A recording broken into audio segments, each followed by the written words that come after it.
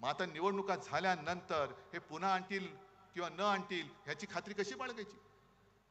आणि एक साधा प्रश्न आहे, ज्या पद्धतीने यंत्रणेचा वापर करून आपल्या शिवसेनेच्या सातबारावरती या दाढीवाल्याचं नाव लिहिलं, नेबळटाचं नाव लिहिलं, मग उद्या तुमच्या सातबारावरती त्यांच्या मित्राचं नाव लिहिलं तर तुम्ही कोणाकडे जाल?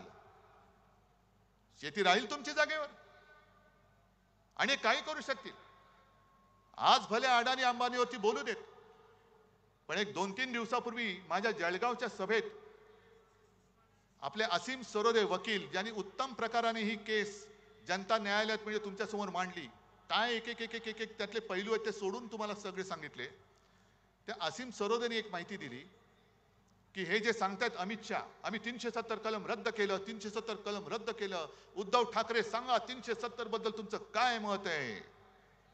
अहो 370 रद्द करायला आमचा पाठिंबा तेव्हाही होता आणि आज सुद्धा आहे.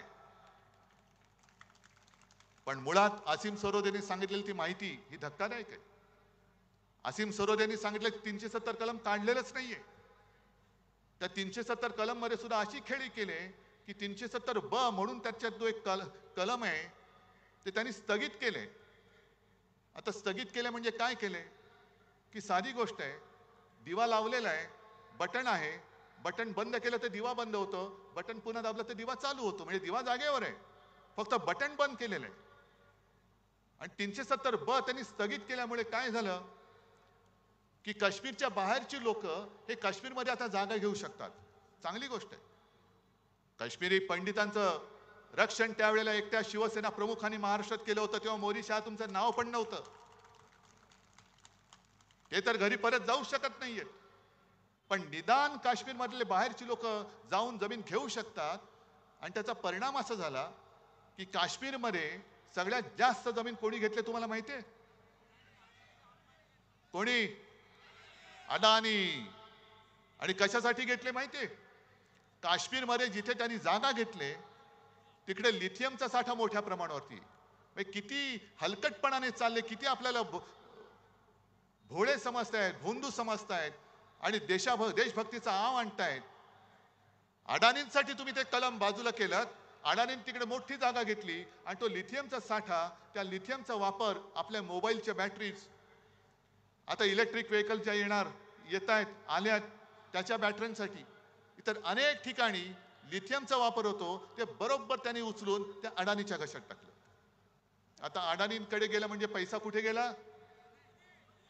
मोदी म्हणजे कुठे? गुजरात. काय महाराष्ट्राला काय मिळालं? 2-3 सेमीकंडक्टर चिपचे जे कारखाने उद्योग येत आहेत त्यातले 2 नेले गुजरातला. टाटा एअरबस गुजरात, हिरे व्यापार गुजरात, वित्तीय केंद्र Gujarat, medical device park Gujarat, बल ड्रग पार्क गुजरात, सगळं गुजरात गुजरात गुजरात.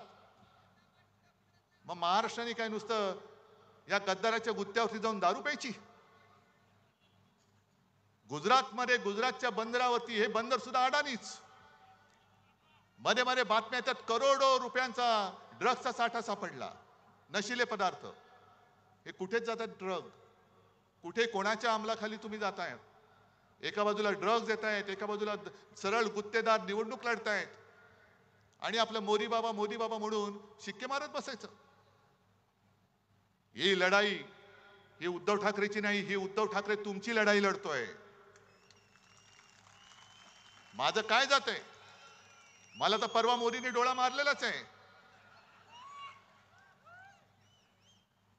मला तर मारलाय डोळा, पण मी नाही जाणार. माझा महाराष्ट्र माझ्या डोळ्या देखत लुटला जात असेल तर मोदीजी तुम्हाला नकली संतान म्हणताय तुम्ही, त्या शिवसेना प्रमुखांच्या पुत्राचा इंगा तुम्हाला मी दाखवतो.